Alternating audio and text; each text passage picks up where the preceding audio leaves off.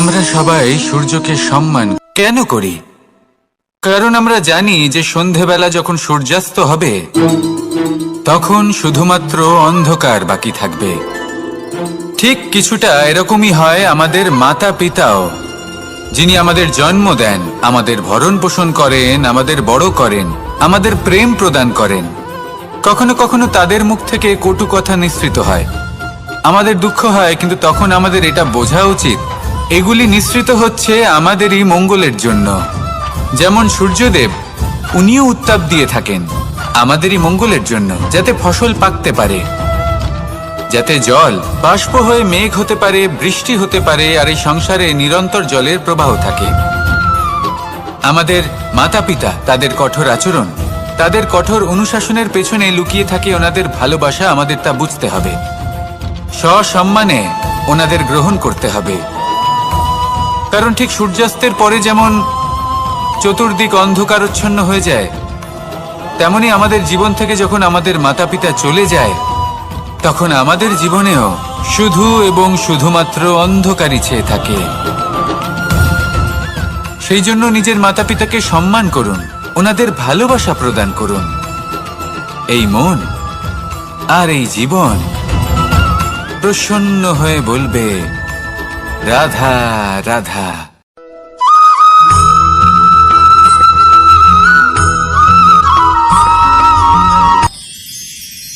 মানুষ তার জীবনে দুই ধরনের পরিস্থিতিকে খুব ভয় পায়। এক, কোনো কারণবশত কারোর সামনে নত হওয়া। দুই, কোনো কারণে নিজের চরিত্র থেকে, নিজের মূল্যবোধ থেকে বিচ্যুত হওয়া। এবার কেন হয় এরকম যে কথায় কথায় কারোর সামনে নত হতে হয়? কেন বারংবার নিজের চরিত্র থেকে চ্যুত হতে হয়? এরকম কেন হয়? এটা তখনই হয় যখন আমাদের শিক্ষা এবং মূল্যবোধের অভাব থাকে। যদি মানুষের মধ্যে প্রকৃত শিক্ষা থাকে তাহলে এই সংসারে কোনো সময় এবং কারোর সামনেই নত হওয়ার কোনো প্রয়োজন নেই। যদি মানুষের মধ্যে মূল্যবোধ থাকে তাহলে তাকে নিজের মূল্যবোধ বা চরিত্র থেকে বিচ্যুত হতে হয় না, তা সে যাই হয়ে যাক না কেন। কোনো বালককে যদি জন্ম থেকেই সুশিক্ষার অধিকারী করা হয়, শিক্ষিত করা হয়, মূল্যবোধের অধিকারী করা হয়, তবে সে এই সংসারে এমন কর্ম করবে যাতে সে নিজেকে, নিজের পরিবারকে, সমগ্র সমাজকে গর্বিত করতে পারে। শিক্ষা লাভ করুন, মূল্যবোধ লাভ করুন এবং আমার সাথে ভালোবেসে বলুন, রাধা রাধা।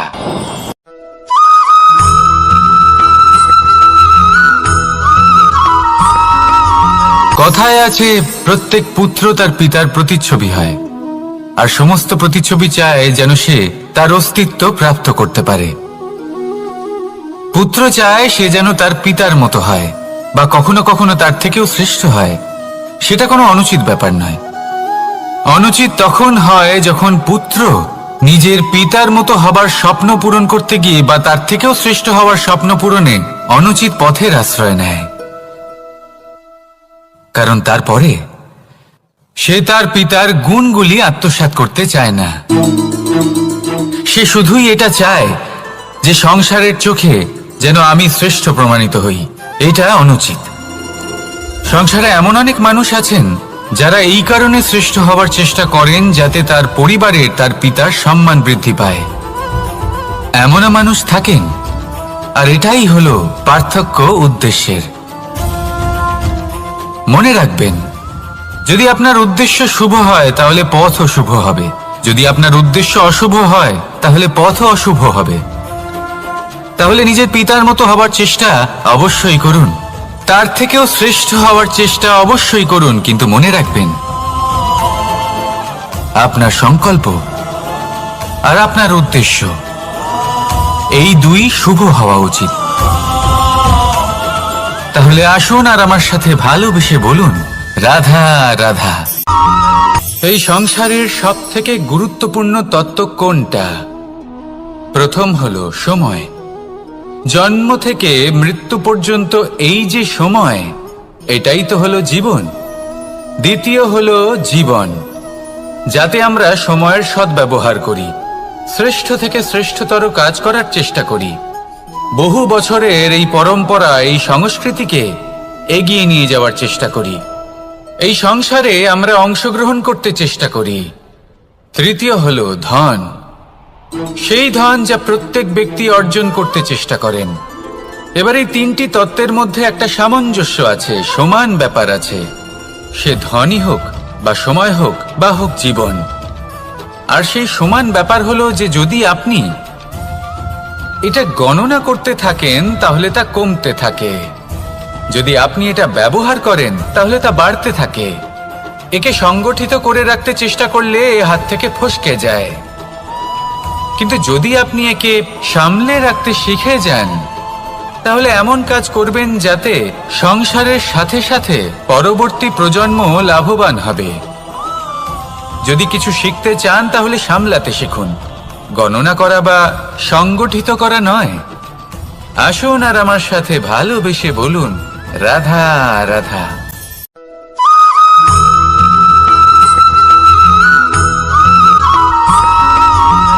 পঞ্চতত্ত্বের মধ্যে দ্বিতীয় তত্ত্ব হল ধরণী, ভূমি, যাকে আমরা ধরণী মাতা বলি।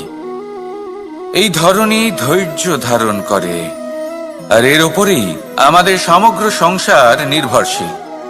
কারণ এই ভূমি সহ্য ক্ষমতা রাখে, এর সহ্য ক্ষমতা হলো অপরিসীম।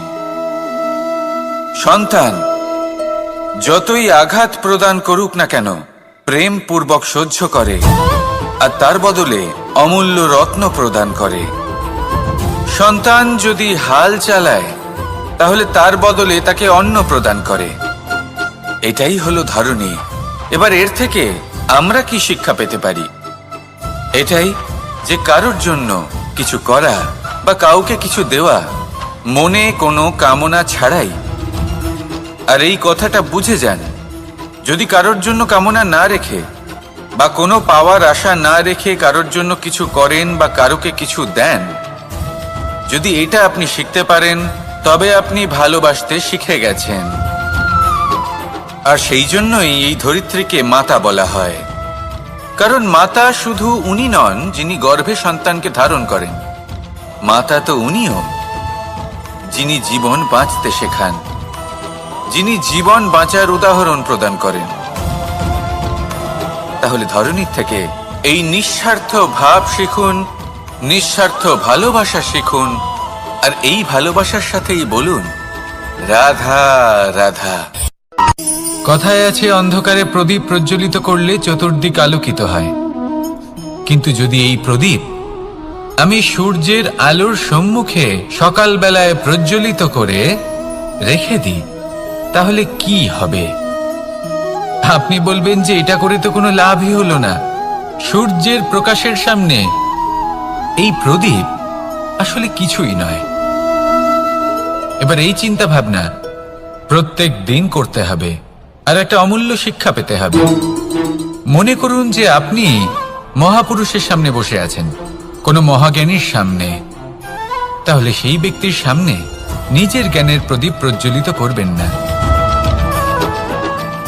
নীরব থাকুন, আর সেই ব্যক্তির সূর্যের প্রকাশের মতো জ্ঞান প্রাপ্ত করুন। যতটা পারবেন জ্ঞান লাভ করুন। যদি এমন কোনো সময় এমন কোনো স্থানে আপনি আছেন যেখানে চতুর্দিক অন্ধকার, কারোর কাছেই জ্ঞান নেই, সেখানে নিজের জ্ঞানের প্রদীপ প্রজ্বলিত করুন। এমন করলে দুদিক থেকেই আপনার লাভ হবে। আপনার জ্ঞান প্রাপ্তিও হবে আর জ্ঞানের সঠিক প্রয়োগও করতে পারবেন। আর এই মন প্রসন্ন হয়ে বলবে, রাধা রাধা।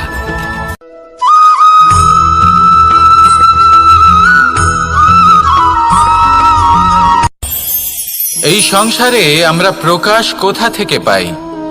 এর উত্তর বড়ই সরল। ভোরে যখন সূর্যোদয় হয় তখন প্রকাশের কিরণ আমাদের ঘরে এসে পৌঁছয়। এইভাবেই আমরা প্রকাশ লাভ করি। এবার এই প্রকাশের আলোতেই আমরা সারাদিনের কাজ সম্পন্ন করি। সন্ধে হয়ে যায়, সূর্যাস্তও হয়ে যায়, আর আমাদের ঘর যাতে অন্ধকার না হয় তার জন্য আমরা একটা প্রদীপ প্রজ্বলিত করি। এটাই ঘটে আমাদের জীবনেও। এবার প্রবাহমান আয়ুর সাথে আমরা আমাদের অন্তরে যদি একটা প্রদীপ প্রজ্বলিত করে নিই, তাহলে বিষয়টাই অন্যরকম হবে। এবার আপনি বলবেন কোন প্রকাশের কথা বলছি যা আমাদের অন্তরে জাগ্রত করা সম্ভব? আমাদের আত্মার মাঝে প্রেমের প্রকাশ জাগ্রত করার কথা বলছি। কারণ আমাদের এই জীবন এও হলো দিনের আলোর মতো। আজ প্রকাশ আছে, কিন্তু কোনোদিন অবশ্যই অস্ত হবে। কিন্তু অস্ত হবার আগে যদি আমরা আমাদের আত্মার মাঝে প্রেমের এই প্রকাশ উজ্জ্বলিত করে নিই, তাহলে আমাদের সন্ধ্যাকালও আমরা আনন্দে এবং প্রেমে যাপন করব। তাহলে আসুন আর আমার সাথে ভালোবেসে বলুন, রাধা রাধা। কথায় আছে যে এমন কোনো অক্ষর নেই যার দ্বারা কোনো মন্ত্র হয় না। এমন কোনো বনস্পতি নেই যা নিজেই একটা ঔষধি নয়। পৃথিবীর এমন কোনো ব্যক্তি নেই যার মধ্যে কোনো যোগ্যতা থাকে না। শুধু প্রয়োজন হলো যে ব্যক্তিকে আমরা খুঁজে চলেছি তাকে সঠিকভাবে চিনে নেওয়া। যদি তার যোগ্যতা, তার বিশেষত্ব আমরা বুঝতেই না পারি, তাহলে আর লাভ কি রইল? এই সংসারে এমন অনেক ব্যক্তি রয়েছেন যারা ছোট ছোট অসফলতার কারণে আপনাকে এটা বলে দেবে যে আপনি কোনো কাজের নন, আপনি হলেন মূর্খ, আপনি কিছুই করতে পারবেন না। এইসব কথায় কখনোই বিশ্বাস করবেন না, কারণ আপনি এবং প্রত্যেকটি জীব এই পরমাত্মা এবং এই প্রকৃতির সৃষ্টি, যা অত্যন্ত বিশেষ। যদি আপনাকে উদাহরণ দিই, তাহলে একদিকে আছে তরোয়াল, একটা বড় লম্বা তরোয়াল যার দ্বারা যুদ্ধ করা যায়, জয়লাভ করা যায়। আর অন্যদিকে রয়েছে একটা ছোট্ট সূচ, কিন্তু যে কাজ একটা ছোট্ট সূচ করতে পারে তা একটা তরোয়াল দ্বারা সম্ভব নয়। এর অর্থ হলো এটাই যে প্রত্যেকটা রচনা অত্যন্ত অমূল্য এবং অত্যন্ত বিশেষ হয়। তাহলে বিশ্বাস রাখুন যে আপনি অত্যন্ত বিশেষ একজন, আর প্রেমের সাথে বলুন, রাধা রাধা।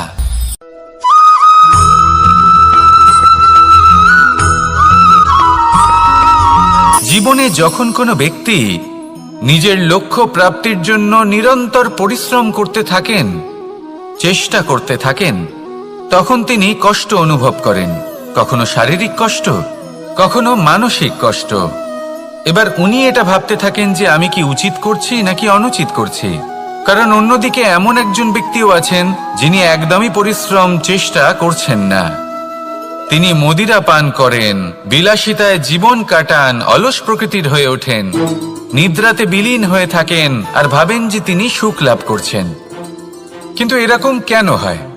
কারণ যখন আমরা সৎ পথে থাকি, উচিত পথে চলি, লক্ষ্য প্রাপ্ত করার জন্য চেষ্টা করতে থাকি, তখন আমাদের ভেতরে থাকা নেতিবাচক শক্তি এবং পাপ এই দেহকে ত্যাগ করে দেয়। আর এই অনুভূতিটাই আমাদের দুঃখের অনুভূতি দেয়, কষ্ট দেয়। এবার সেখানে যদি আমরা কুপথে চলি, অনুচিত পথে চলতে থাকি, তাহলে আমাদের ভেতরে থাকা পুণ্য এবং ধনাত্মক শক্তি আমাদের দেহ ত্যাগ করে দেয়। আর এই অনুভূতির কারণেই আমরা সুখ অনুভব করি। কিন্তু কখনো ভাববেন যে এই সুখ বেশি সময় পর্যন্ত থাকে না। সেই জন্য সবসময় মনে রাখবেন, যদি আপনি জানেন যে এটাই আপনার লক্ষ্য, এটাই উচিত পথ, শুভ পথ, তাতে নিরন্তরভাবে এগিয়ে যেতে চেষ্টা করতে থাকুন। এই কষ্ট আপনাকে সুখের পরাকাষ্ঠায় কখন পৌঁছে দেবে তা আপনি জানতেই পারবেন না।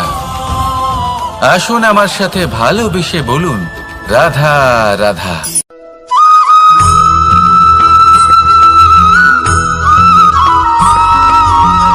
এই দড়িটা দেখুন, ছোট ছোট রেশম দ্বারা তৈরি, এটা সরু সুতো দ্বারা তৈরি হয়েছে এটা, আর এ অত্যন্ত কোমলও বটে। আর আপনি চাইলে এটা সোজাও করে দিতে পারেন, আর চাইলে এটা বেঁকিয়েও দিতে পারেন, আর যদি চান তাহলে এটা গোল গোল করে বেঁধে কোথাও রেখেও দিতে পারেন।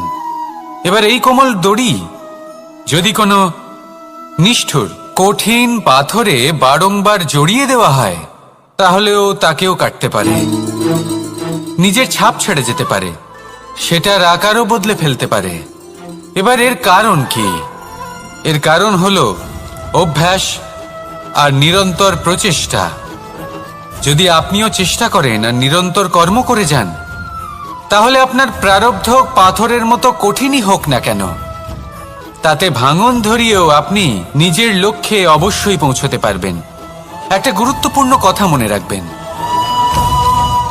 সুকর্মের অভ্যাস আর নিরন্তর প্রয়াস, এই হলো সাফল্যের মন্ত্র। তাহলে জীবনে এই মন্ত্র আনুন আর আমার সাথে ভালোবেসে বলুন, রাধা রাধা।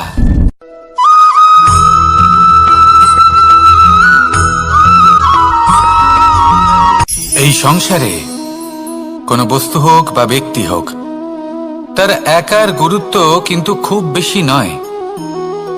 একটা উদাহরণ হিসেবে বৃষ্টির ফোঁটাকে ভেবে দেখুন, খুব বেশি গুরুত্ব থাকে না, কিন্তু যখন সহস্র বৃষ্টির ফোঁটা মেঘের মধ্যে দিয়ে ঝরে পড়ে, তখন সেটা বর্ষার রূপ ধারণ করে। সেই বর্ষা যা এই প্রকৃতিকে শান্ত করে। সেইভাবেই পাথরের ছোট টুকরো, তার খুব বেশি গুরুত্ব থাকে না, কিন্তু যখন অসংখ্য পাথরের টুকরো একত্রিত হয় তখন তা পর্বতের আকার ধারণ করে। সেইভাবেই কিছু মানুষ যখন একত্রিত হন তখন তৈরি হয় পরিবার, কিছু পরিবার যখন একত্রিত হয় তখন তৈরি হয় সমাজ, যখন অনেক সংখ্যক সমাজ একত্রিত হয় তখন তৈরি হয় রাজ্য।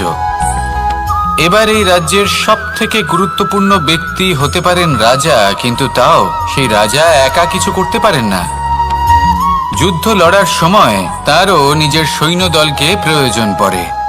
কিন্তু এই সংসারে এমন একজন ব্যক্তি আছেন যিনি একাই সব কাজ করতে থাকেন, এবং সেই ব্যক্তি হলেন মা। আমাদের জীবনে একজন পিতার ভূমিকা কিন্তু নিঃসন্দেহে অমূল্য, কিন্তু আমাদের সকলের জীবনে যে ভূমিকা একজন মায়ের তা অন্য কারোর থাকে না।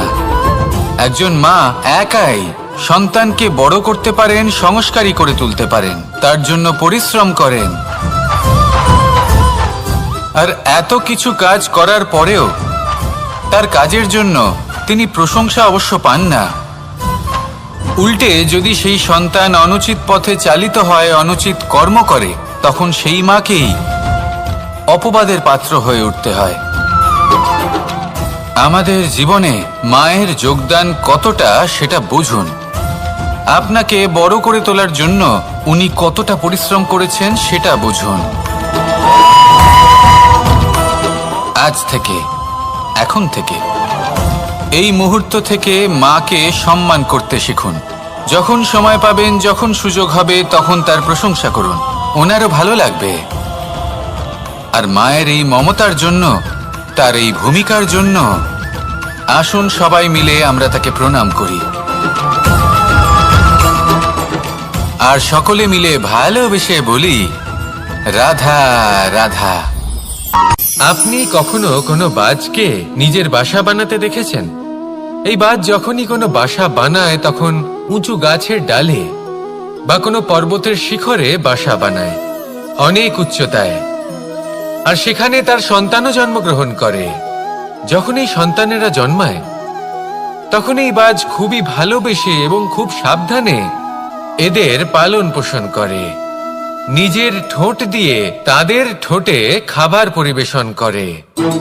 কিন্তু যেই সেই সন্তানেরা হৃষ্টপুষ্ট হয়ে যায় এবং সেই কথা বাজ নিজে বুঝতে পেরে যায়, সেই বাজ নিজেই সেই বাসা ছিন্ন ভিন্ন করে দেয়। সেই সন্তান যাদের সবেমাত্র ডানা গজিয়েছে, কিভাবে উড়তে হয় তারা জানে না, সেই সন্তানগুলিকে উচ্চতা থেকে ঠেলে দেয়। সেই সন্তান প্রথমে ভয়ভীত হয়ে যায়, তারা সামনে মৃত্যুকে দেখতে পেয়ে ভয়ের কারণে তাদের ডানা ঝাপটাতে থাকে, আর সেই প্রক্রিয়াতেই সেই সন্তানগুলি উড়তে শুরু করে দেয়। এবার এই ঘটনায় আমরা কি শিক্ষা পেতে পারি? এটাই, যদি আপনি মাতা পিতা হন তাহলে নিজের সন্তানকে অবশ্যই স্নেহ করুন, কিন্তু তাদেরকে নিজের আঁচলের তলায় বেঁধে রাখবেন না।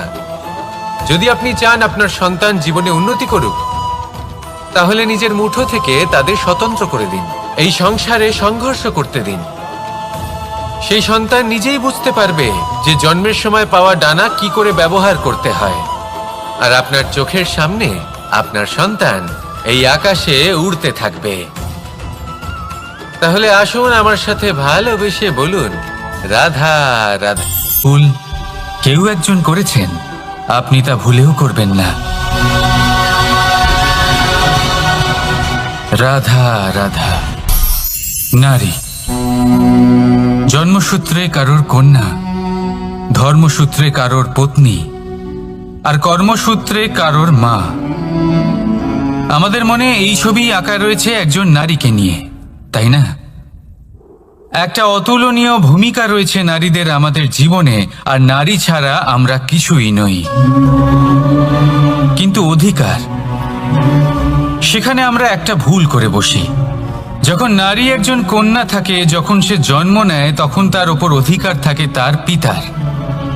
আর তারপর যখন বিয়ে হয়ে যায়, তখন তার অস্তিত্বের ওপর অধিকার থাকে তার স্বামীর। আর যখন তিনি মা হন, তখন নিজেই তিনি জীবনের সমস্ত অধিকার দিয়ে দেন তার সন্তানকে। কিন্তু আমরা কি কখনো এটা ভেবেছি এই জীবন হলো তার নিজের? যে নারী সবার কল্যাণ করছেন, তার জীবনের অধিকারও তার কাছেই থাকা উচিত, তাই না? তার নিজের জীবনের সিদ্ধান্ত সে নিজেই নিতে পারেন, নিজেই নিজের ভাগ্যের রচয়িতা হতে পারেন। আর এর জন্য আমাদের নিজেদের পাল্টাতে হবে, দৃষ্টিভঙ্গি পাল্টাতে হবে। কারণ এই ধারণা সেটা আজ বা কালকের ব্যাপার নয়, এটা ঘটে চলেছে বহু বছর ধরে, আর চলতেই থাকবে যদি আমরা এটা না বদলাই। আর এটা তখনই সম্ভব হবে যখন আমরা নিজেদের মধ্যে পরিবর্তন আনব। তাই আজকের পর থেকে, এই মুহূর্ত থেকে, কোনো নারীর ওপর অকারণ অধিকার স্থাপনের আগে সহস্রবার ভেবে দেখবেন। কারণ যখন নারী নিজের অধিকার কেড়ে নিতে বাধ্য হবেন, তখন শুধু এবং শুধুমাত্র বিনাশই ঘটবে। রাধা রাধা। যদি সন্তান কোনো দুষ্কর্ম করে, তাহলে সেই অপরাধ শুধু কি সেই সন্তানের? না, যদি সন্তান দুষ্কর্ম করে, তাহলে অপরাধী তার মাতা পিতাও, যারা পুত্রমোহর কারণে সেই অনুচিত কাজে তাকে বাধা দেননি। অপরাধী হলেন তার পিতামহ, যিনি নিজের কর্তব্যবোধের কারণে নিজের পরিবারের যত্ন নেননি, যিনি সন্তানকে কখনো শাস্তি দেননি। অপরাধী হলেন তার সেই গুরুও, যিনি নিজের শিষ্যের সেই দুষ্কর্ম দেখেও তাকে প্রতিহতও করতে পারেননি। একজন হবু রাজার কর্তব্য হলো নিজের প্রজার কাছে সে যেন এক উদাহরণ প্রস্তুত করতে পারে। কিন্তু যদি এত অনুচিত উদাহরণ প্রস্তুত হয়ে থাকে, তাহলে মা বাবার, বাড়ির বয়োজ্যেষ্ঠদের কর্তব্য হলো ওনারা যেন সেটা সেখানেই থামান, হয় ভালোবেসে, নয়তো শাস্তি দিয়ে। যদি না থামানো হয়, তাহলে মহাভারত অবশ্যম্ভাবী। আপনার জীবনেও কি সমস্যা রয়েছে? অবশ্যই থাকবে। প্রত্যেকের জীবনেই সমস্যা থাকে। প্রত্যেক মানুষ জিজ্ঞাসাও করেন যে এই সমস্যা আসলে কি, আর কেন আসে এ জীবনে।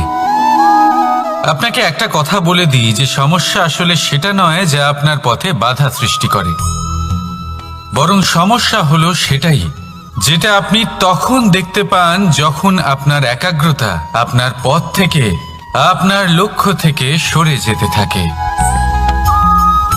আর এই সমস্যাগুলি দূর করার জন্য, এর সমাধান করার জন্য একটাই পথ আছে, নিজের সমস্ত ভাবনা আরো একবার একাগ্র করুন নিজের পথের দিকে, নিজের লক্ষ্যের দিকে। আপনার সমস্ত ভাবনা যদি কেন্দ্রীভূত হয় নিজের লক্ষ্যে, তাহলে এই সমস্যা দূরে থাকবে। যদি এরকম না হয়, যদি আপনার মন একটু অন্যদিকে চলে যায়, তাহলে এই সমস্ত সমস্যা আবার সামনে চলে আসে আর বাড়তেও থাকে। দেখুন, যেখানে আপনার লক্ষ্য রয়েছে, বাণ যদি সেখানেই চালাতে হয়, তাহলে দৃষ্টি তো সেদিকেই রাখতে হবে। তবেই তো আপনি সেই লক্ষ্য ভেদ করতে পারবেন। সেই জন্য মনে রাখবেন, সর্বদা লক্ষ্য রাখবেন নিজের পথে, সেই পথেই সামনে এগোতে থাকুন নিজের লক্ষ্যের দিকে। আপনি যত সামনে এগোতে থাকবেন এই সমস্যা তত পিছিয়ে যাবে। তাহলে আসুন আমার সাথে ভালোবেসে বলুন রাধা রাধা। মানুষ,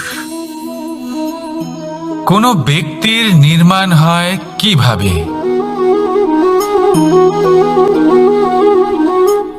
কেউ বলবেন পঞ্চতত্ত্বের দ্বারা, কেউ বলবেন আত্মা, দেহ ও চেতনার দ্বারা, কেউ বলবেন ঈশ্বরের কৃপার দ্বারা, তো কেউ বলবেন এই প্রকৃতির পরীক্ষার দ্বারা। না, মানুষের নির্মাণ হয়ে থাকে বিশ্বাস দ্বারা। ব্যক্তি তখনই গড়ে ওঠেন যখন ব্যক্তিত্ব থাকে, ঠিক কিনা? আর ব্যক্তিত্ব তখনই হবে আর সেরকমই হবে যেরকম বিশ্বাস আপনি নিজের উপরে রাখবেন। যদি আপনি মনে করেন আপনি বিষের ন্যায় হবেন, তাহলে আপনি বিষাক্তই হবেন। যদি আপনি এটা মনে করেন যে আপনি অমৃতের ন্যায় হবেন, তাহলে আপনি অমরই হয়ে যাবেন। যদি আপনি নিজের উপরে বিশ্বাস রাখেন যে আপনি সংসারের সব থেকে উঁচু পর্বতের শিখরে পৌঁছতে পারবেন, তাহলে আপনি অবশ্যই পৌঁছবেন। যদি আপনার এরকম মনে হয় যে আপনি এরকম কখনো করতে পারবেন না, তাহলে এরকম কখনোই হবে না। ভেবে দেখবেন, বিশ্বাসের মধ্যেই বিশ্ব বাস করে থাকে, তো আপনার অস্তিত্ব কেন করবে না? যেমন বিশ্বাস আপনি নিজের উপরে রাখবেন, তেমনই আপনি হয়ে উঠবেন। সেই জন্য নিজের উপরে বিশ্বাস রাখুন, আর হ্যাঁ, ভালোবেসে বলুন রাধা রাধা। শত্রুতা, একজন মানুষ অন্য মানুষের সাথে শত্রুতা করে বসেন। দুজন ঘনিষ্ঠ বন্ধু, এমনও এক সময় আসতে পারে যখন এনারা একে অপরের শত্রু হয়ে ওঠেন। এর অনেকগুলো কারণ হতে পারে, কিন্তু মূল কারণ হলো আলোচনা। আগে হ্যাঁ, আপনি যদি কারোর বিষয়ে আলোচনা করেন তাহলে সে আপনার শত্রু হয়ে যেতে পারে। এবার মনে একটা প্রশ্ন আসতে পারে যে এটা কিভাবে সম্ভব হতে পারে? আলোচনা, এটা তো অত্যন্ত জরুরি। যদি আমি নিজের বন্ধুর খারাপ কাজের বিষয়ে আলোচনাই না করি, তাহলে সে শুধরবে কি করে? এ কথা সত্যি যে আলোচনা আবশ্যক, কিন্তু তার থেকেও বেশি গুরুত্বপূর্ণ এবং আবশ্যক হলো আপনার এই সিদ্ধান্ত। সিদ্ধান্ত এটাই যে আপনার এই আলোচনা কোন স্থানে করবেন। যদি এটা সবার সামনে করবেন ভাবেন, তাহলে তা অপমানও হয়ে যেতে পারে। যদি এটা আলাদাভাবে করেন, তাহলে তা পরামর্শ হয়ে যায়। অপমান কেউ স্বীকার করতে পারেন না, কিন্তু পরামর্শ সকলের ভালো লাগে।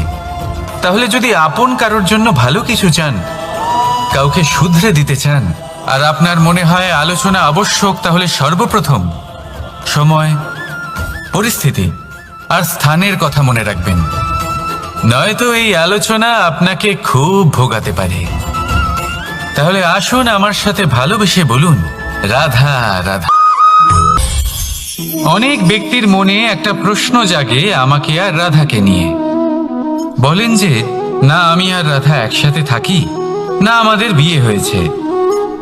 আমি এখানে দ্বারকাতে, ও ওখানে বর্ষণাতে, তাও এত ভালোবাসা কি করে? এ কেমন সম্পর্ক? আমি তাদের একটা সহজ কথা বলতে চাই। আপনি কখনো আয়নার দিকে দেখেছেন? নিজের দুই চোখের দিকে তাকিয়ে জিজ্ঞাসা করুন, এই দুই চোখ একসাথে কেন বন্ধ হয়? একসাথে কেন খোলে? একসাথে কেন ঘুমোয়? একসাথে কেন কাঁদে? আজীবন কোনো এক মানুষের সাথে সম্পর্ক রাখা অবশ্যই সম্ভব, তাদের সাথে দেখা না করে। আমার আর রাধার ভালোবাসাও কিছুটা এরকমই, আর কিছুটা এরকমই হয় ভালোবাসা দুই নয়নের মতো। যারা কখনোই মিলিত হবে না, কিন্তু চিরকালের জন্য একসাথে জুড়ে থাকবে। এই অনুভূতি নিঃস্বার্থ হয়, আর এই নিঃস্বার্থ ভালোবাসা আপনাকে আনন্দের পথে অগ্রসর করে। জীবনে সবসময় নিঃস্বার্থভাবে ভালোবাসুন, শুধুমাত্র আনন্দই পাবেন। তাহলে আসুন আমার সাথে নিঃস্বার্থভাবে ভালোবেসে বলুন, রাধা রাধা।